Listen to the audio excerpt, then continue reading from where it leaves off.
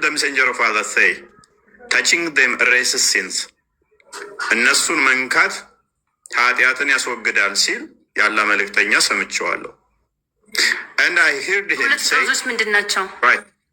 right የየመኒን ኮርነር እና የእንትኑን ኮርነር ማለት ነው። ነብይሽ ብዙ ጊዜ የመኒን ኮርነር ነው የሚነካው። whoever circumambulates 7 times it is like freeing a slave.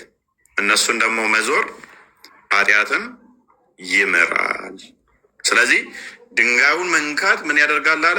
ኃጢአትን ይፍቃል አለ። እኔ አይደለሁም ያልኩት ነብይሽ ነው። አዎ ይፍቃል ይላል ብለዋል የኛ ውድ ነብይ።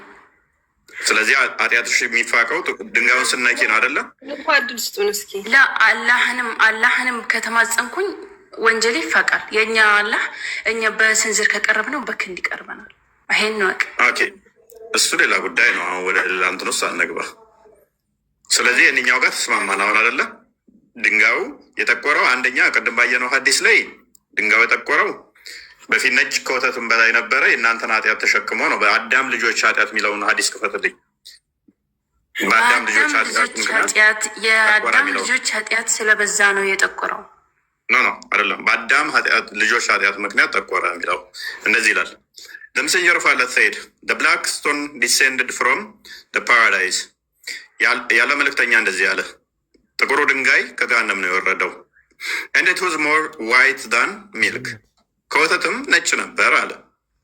Then it was blanched by the sins of the children of Adam. የጠቆረው በአዳም ልጆች ኃጢአት ምክንያት ነው። ኦኬ አዳም ልጆች ኃጢአት ጥቁሩን ድንጋይ አጥቁሮታል አይደለ? አዎ አጥቁሮታል። በፊት ነጭ ነበር አይደለ? አዎ ነጭ ነው።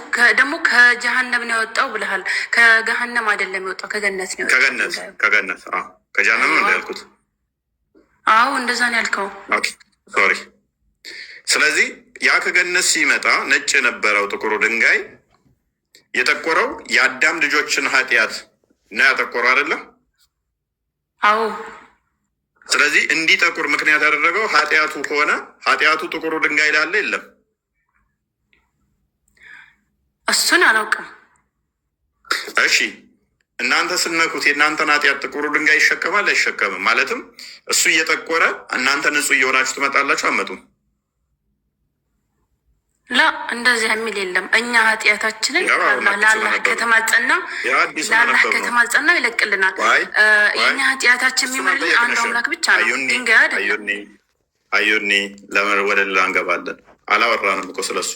ምክንያቱም ጥቁሩን ድንጋይ መንካት ኃጢአትን ይቅር ይላል ከተባለ፣ 7 ጊዜ መዞር ከኃጢአትም ይደመስሳል ከተባለ፣ የሚጠቁረው ደግሞ በእናንተ ኃጢአት ምክንያት ነው ከተባለ፣ በፊት ነጭ ከነበረ፣ ስለዚህ የኛ ኃጢአት እሱን እያጠቆረው ከሄደ እኔን እያነጻኝ እኔ ንጹህ እየሆንኩ ከሄድኩኝ፣ ስለዚህ እኔን ኃጢአት እየተሸከመ ነው። ሊትራሊ ምንም እኮ ግልጽ ነው። ኦኬ ካላስ ይህንን ጉዳይ እርሳውና አሁን የጥያቄ ልጠይቅ። በክርስትና ጉዳይ ወደ ሌላ ሊሄድ ነው ማለት ነው። ለመውጣት ፈልጊያለሁ። የነም ትንሽ ቆይ ጠይቂያለሽ። እዚህ ጋ እኔ አንድ ነገር ልጨምርና ጥያቄ ነበረኝ በትህትና ከመለስኩ። የሚገርመው አሁን እንግዲህ ይሄ ነው እስልምና የነቢያት ሃይማኖት ነው ተብሎ ከዛ በኋላ የሚሰበከው ማለት ነው። ድንጋይ ኃጢአታችሁን ይሸከማል። በድንጋይ የእናንተ ኃጢአት ድንጋይ በመሳም ሉክ ድንጋይ በመሳም ድንጋይ የእኛን ኃጢአት ተነጋገርንበት እስካሁን ችግር የለው። ሉክ እንግዲህ ክርስቶስ ኢየሱስ ኃጢአታችን ቤዛ ሆነ ብለን እኛ እናምናለን። ሙስሊሞች ምንድን ነው አይ የክርስቶስን ቤዛነት አልፈልግም እኔ የሚሻለኝ ድንጋይ ነው፣ ድንጋዩን ስስመው ኃጢአቴ ይወገዳል ነው። እንግዲህ ይሄ የነቢያትና የነቢያት አስተምሮ ነው ብለው ሙስሊሞች ይከተላሉ ማለት ነው። አሁን እንደዚህ ያደረገ ነቢይ፣ እንደዚህ ብሎ ያስተማረ ነቢይ ከሙሐመድ ውጭ አንድም የለም። በአይምሯችሁ ልትይዙት የሚገባው ማለት ነው። የትኛውም ህያው እግዚአብሔር የላከው ህያው አምላክ የላከው ነቢይ ቀደምት ነቢያቶች ማለት ነው የትኛውም ይህንን አስተምሮ ያስተማረ ከሙሐመድ ውጭ አንድም የለም። ጥቁር ድንጋይ የሚባል ነበረ፣ እሱ ከወተት በላይ ነጭ ነበረ፣ ከጀነት ወረደ። ከዛ በኋላ ሰዎች ሲነኩት ፔሬዳቸውን ሲቀቡት ጠቆረ። ለኃጢአታችን እሱን ስንነካው እሱን ስንሰማው ኃጢአታችን ይወገዳል የሚል ብሎ ያስተማረ አንድ ነቢይ ከሙሐመድ በስተቀር የለም። ይሄ ድንጋይ አምልኮ ነው።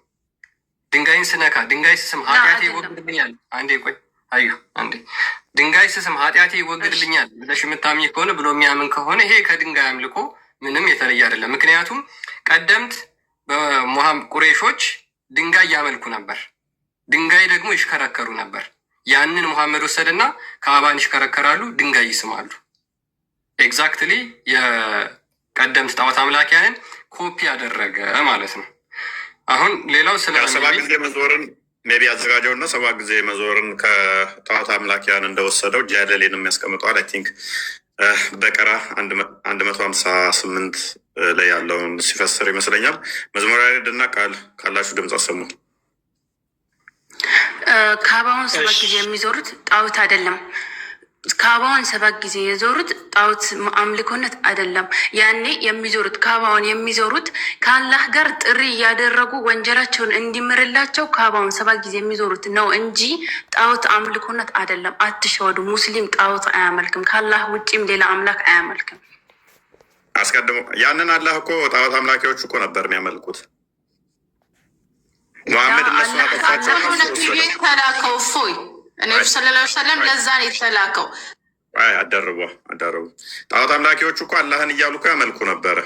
ግን እነሱ አላትና ነቢያችን ሰለላሁ ዐለይሂ ወሰለም ለምን ተላኩ ታውቃለህ? አዳምጪ አላህ የሚባለው በጣዖት አምላኪያኖቹም ይመለካል እኮ። አላህ ማለት ዝም ብለው አምላክ ነው ብለው ስለሚያምኑ ትልቅ አላህ የሚባል አለ። እንደገና ደግሞ አላት መናትና ሉዛ የሚባሉ አሉ። ለዛ ደግሞ ያንን ድንጋይ እየዞሩ 7 ጊዜ እየተሽከረከሩ 7 ጊዜ ከዞርን ይሄ ድንጋይ ያቃርበናል ብለው ያመልካሉ። ይህን ቁርአኖች ላይም ሰጥሻለሁ። ሱራ 34 ላይ ይመስለኛል። ቼክ ታደርግልኛለ ክርስቲያን። አንዴ ቁርአኑን ቼክ አድርገውና አንዴ እንመለሳለን። እዚኛው ላይ 7 ጊዜ የሚዞሩት ላይ ሱራ 44 አይ ቲንክ ያቃርበናል ብለው ስለሚያምኑ ጣዖት አምላኪያኖቹም እንትን ያደርጉን ነበረ። ይሄ ሰፋና መርዋ አሁን የከፈተው ኦኬ እንትን አልኩ። ሶሪ ግን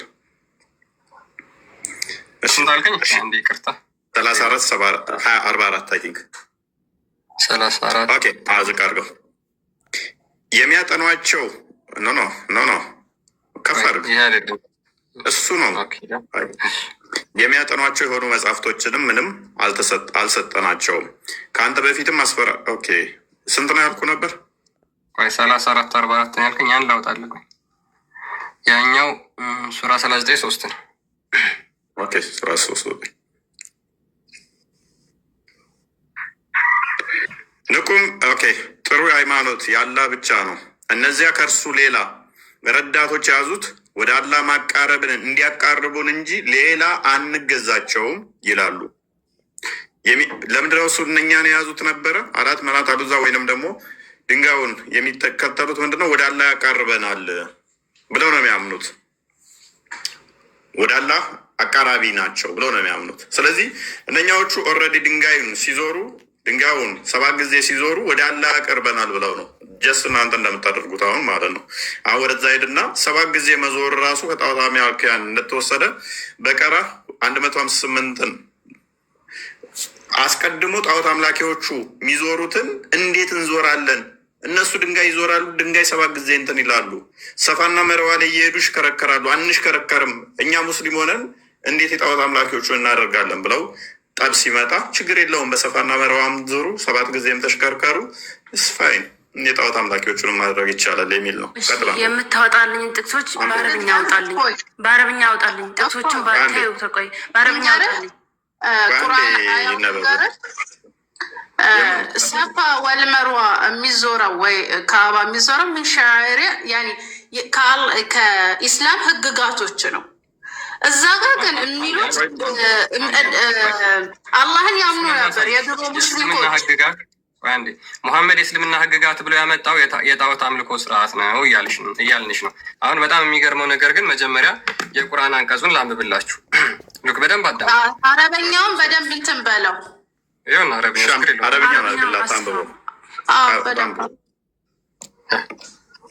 ታነቢያለሽ? አንብቢ። ይኸው እዚህ ጋር የሚለው የሻዒራ ማለት ምን ማለት ነው? ህግጋት ነው።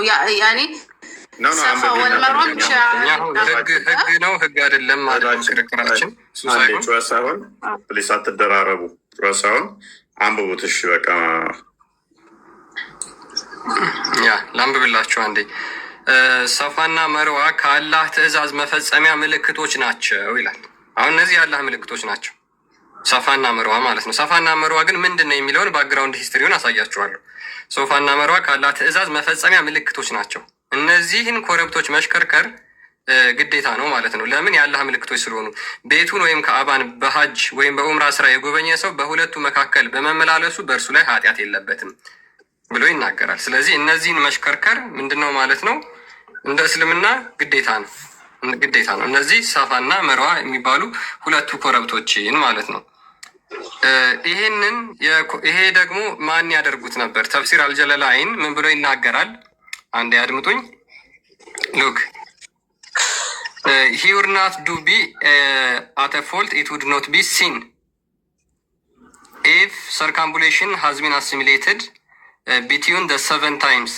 This verse was revealed when the Muslims were averse to the circumambulation because the pagan Arabs used to circumambulate them, and there was an idol atop each mountain which they used to stroke. ይህንን ሰፋና መርዋን እስልምና ከመጣ በኋላ መሽከርከር አልፈለጉም፣ ተጸየፉ። ለምን? ከዛ በፊት የነበሩ ጣዖት አምላኪዎች እነዚህን ሁለቱን ኮረብቶች ይሽከረከሯቸው ነበር። በኮረብታው ጫፍ ላይም ጣዖት ነበረ፣ እነሱን በድንጋይ ይወረውሯቸው ነበር ይላል። ስለዚህ 7 ጊዜ እነዛን መሽከርከር እንደፈቀደ ወይም ደግሞ ማድረግ እንዳለባቸው መሐመድ ተናገረ ማለት ነው። መጀመሪያ እነማን ነበሩ የሚያደርጉት? የፓጋን አረቦች ነበሩ የሚያደርጉት። በላዩ ላይም ጣዖት ነበረ። ሙስሊም ከዛ በፊት የነበሩ ጣዖት አምላኪያን እየወረወሩ ድንጋይ ይመቱ ነበረ። ለምንድን ነው የሚመቱት ከተባለ ላሳያችሁ። ሉክ ምን ይላል? አልሻቢ ሴይድ አልሻቢ እንደተናገረው ኢሳፍ የተባለ ጣዖት ወዝ ኦን አሳፋ ሳፋ ኮረብታ ላይ ነበረ። ኢሳፍ የተባለ ጣዖት ኋይል ናኢላ አን ኦልዶዋን ወዝ ኦን ማርዋ ናኢላ የተባለች ጣዖት ደግሞ በማርዋ ኮረብታ ላይ ነበሩ። ኤንድ ዘ ዩዝድ ቱ ተች ኦር ኪስ ዘም ጣዖት አምላኪዎቹ እነዛን አስቀድመው ይነኳቸው ይስሟቸው ነበረ።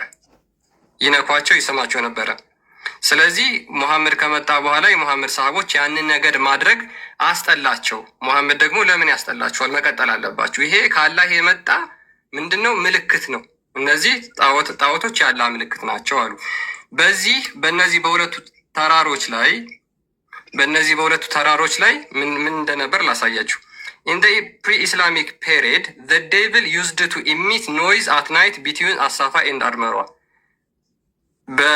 ከእስልምና በፊት በነበረው ጊዜ በጣዖት አምላኪያን ጊዜ ማለት ነው። ሰይጣን በእነዚህ በሁለቱ ኮረብቶች ሆኖ እጅግ በጣም አስቀያሚ ድምፅ ያወጣ ነበር። ሌሎች የታሪክ መጽሐፍቶች ላይ ደግሞ የሲራ መጽሐፍቶች ላይ ማለት ነው ሙዚቃ ይዘፍን ነበር ይላሉ። ከዛ በኋላ ሙሐመድ ይሄንን ኖ እንዳታቆሙ በዚህ መሽከርከር እነዚህን በሙሉ ስለሚያውቁ የሙሐመድ ሰሃቦች ይሄን ነገር ተጸየፉት። ሲጸየፉት ሙሐመድ ምን አላቸው? አይ ሰፋና መርዋ ከአላህ ትእዛዝ መፈጸሚያ ምልክቶች ናቸው። ቤቱን ወይም ከአባን በኡምራ በጎበኛችሁ ጊዜ እሱንም መዞር አለባችሁ የሚል መገለጥ አመጣ ማለት ነው። ችግር የለውም ጣዖት አምልኮን አስቀጥሉት ብሎ ተናገረ። እዚህ ጋር ጥያቄ አለ። ብታስረዳ ራሱ ተሳስተሃል። እዛ ጋር ለምንድን ነው ሰፋና መርዋ ሙስሊሞች ሀጅ በሚያደርጉበት ሰዓት የሚሮጡት? መነሻው ምን ነበር? እዛ ጋር ሸይጣንስ የሚጮህ የነበረው ምን ሲደረግ ነበር? ይህንን አላብራራኸውም ነበር። ቢዛፍ ነው ይስፈን ይጨፍር፣ ግን ለምን ነበር የሚጨፍረው? ማን ላይ ነበር የሚጨፍረው? ይህስ ድንጋይ ለምንድን ነው የሚወረወረው? አሁን ለምን ቀጠለ? ተረት ነው ድንጋይ የሚወረው። አሁን ያነበብከው በጣም ተረት ነው። ትክክለኛው ሪል የሆነውን ነገር ለምን አታነበው? ይኸውልሽ አሁን ድንጋይ የምትወረውሩትም እንትና ሮጣ ነበረ፣ አጋር ሮጣ ነበር፣ ሴጣን ልንመታ ነው ምናምን የሚለው ተረት ነው። ጣዖት አምላኪዎቹ ሴጣን ይጮሃል እዛ ላይ። ቁርጡቢን ክፈትልኛ እንዴ፣ ተፍሲር ቁርጡቢ 671 671 ተፍሲር ቁርጡቢ ሙዚቃ ሲጫወት ሌሊቱ ሙሉ እንደሚያድር ሰይጣኑ ያስቀምጠዋል። እነኛ አናቱ ላይ እንትናቸው ስላለ ድንጋይ እየወረውሩ ነበር። ስታወጣልኝ በአረብኛ አድርግልኝ፣ እኔ አረብኛውን አነባዋለሁ። በአረብኛ አድርግልኝ ስታወጣልኝ ጎግል ላይ ያወረዳችሁት በሙሉ ውሸት ነው። ያለ አረብኛ ክፈት። ቁርጡቢን አንዴ ክፈተው። ሙዚቃ ሌሊቱ ሙሉ ሲጫወትባቸው ነበር የሚያድረው ተራራው ላይ።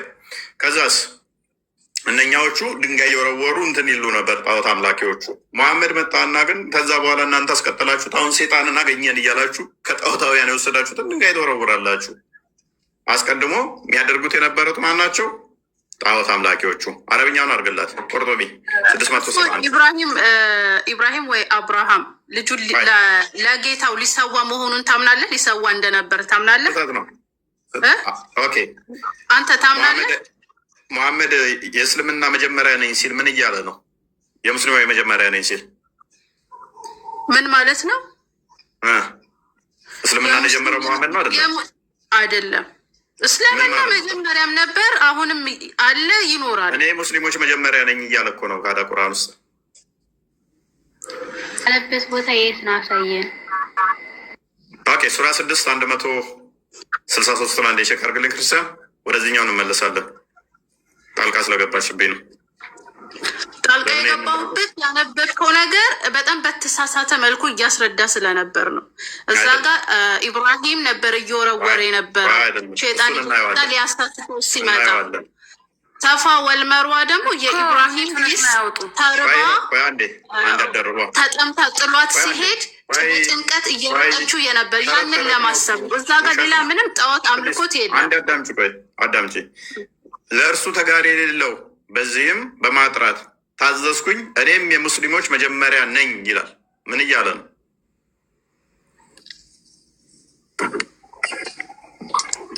አልተሰማኝም። እኔም የሙስሊሞች መጀመሪያ ነኝ በል ይላል። ይኸው ምን እያለ ነው? ማን ያለው እንደዚያ? አላህ ሙሐመድን። አላህ ሙሐመድን አለው። ማስረጃ ስጠኝ። ይኸው ቁርአንሽ ላይ ኦኬ። አረብያውን አስፋልኝ፣ እኔ ያነባዋለሁ። የማስረጃ ቦታ አስፋልኝ። ኦኬ። የዚህ የፊት ለፊቱ ነው ከአማርኛ ጠገብ ያለ ቁል አገየር አላህ አብጋ ረብ ከላይ ያለው ላ ሸሪከ ለሁ ወቢዛሊከ አሙቱ ወአነ አወሉ ሙስሊሚን ያለ ኦኬ። አዎ የሚለው እንደዛ ነው። ላ ሸሪከ ለከ ለሁ ወቢዛሊከ አምረት ወአነ አውለው ሙስሊሚን አለ። ምንድን ነው የሚለው በአማርኛው ደግሞ? ለእርሱ ተጋሪ የለውም፣ በዚህም በማጥራት ታዘዝኩ፣ እኔም የሙስሊሞች መጀመሪያ ነኝ በል። የሙስሊሞች ስንተኛ ነው መሐመድ የሚለው ስም የት አለሽ? መሐመድ ነቢያችን ስላ ሰለም በነገራችን ላይ ከነቢያቶች በሙሉ የመጨረሻ ነቢይ ናቸው። ይህንን ወቁ። እኔ ልግባ ከዛ ቆይ የአላህ ቀጥያ ቆይ አንዴ የአላህ ቀጥይ። ይህንን ያመጣሁት ለአንቺ ነው። ኦኬ ለእኔ ነው ያመጣህልኝ? ያ ኦኬ።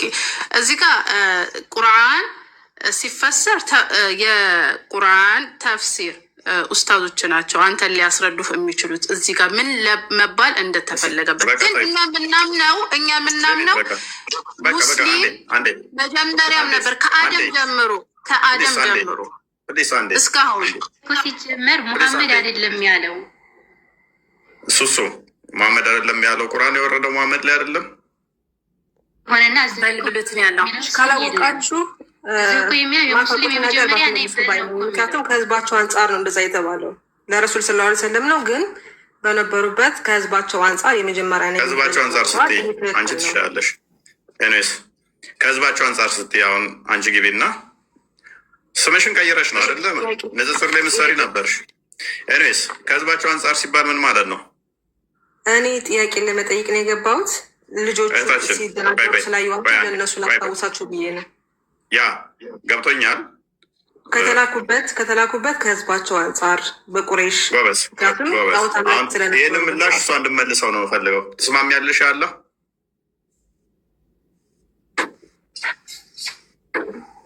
ባለቤቶች ይመልሱልህ ወንድሜ። ኦኬ ኤኒዌይስ መልካም። ስለዚህ እሷ ያለችው ከሆነ አንዴ ማይክሽን አንሺው እናታችን። ከህዝባቸው አንጻር ስትይ ምን እያልሽ ነው? ለህዝብ ከአረቦቹ ነው ወደ ሳልፈልግ ወደ ክርክር ታስገባኝ ነው። እኔ መከራከር ገብተዋል። ግን በሰዓቱ የነበሩት ጣዖት አምላኪያኖች ስለነበሩ ከእነሱ አንጻር የመጀመሪያ ሙስሊም ነኝ ብሏቸዋል። እነ ነቢላህ ሙሳም እንደዛም ብለዋል። የመጀመሪያ ሙስሊም ነን ብለዋል እነ ሙሳ። ቁርአን ላይ አለ። ችግር የለውም። እሺ አንዴ እንመጣበታለን ወደዛ። ስለዚህ መሐመድ ለአረቦቹ የመጀመሪያ ነው አይደለ?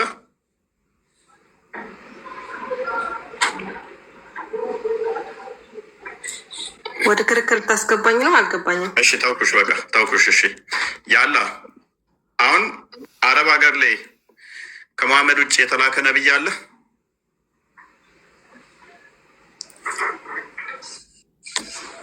አረብ ሀገር ላይ ምንድን ያልከኝ?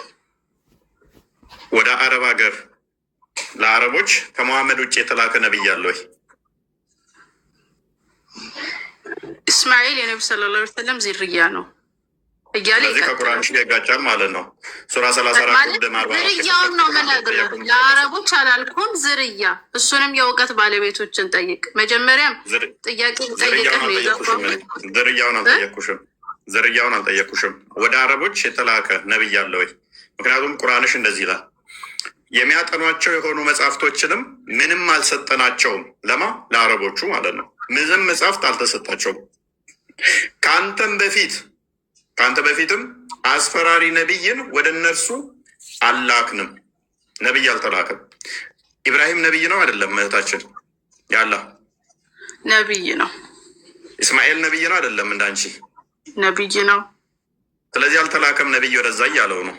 ከአንተ በፊት ምንም ነቢይ አላክንም፣ መጽሐፍትንም አላክንም እያለው ነው።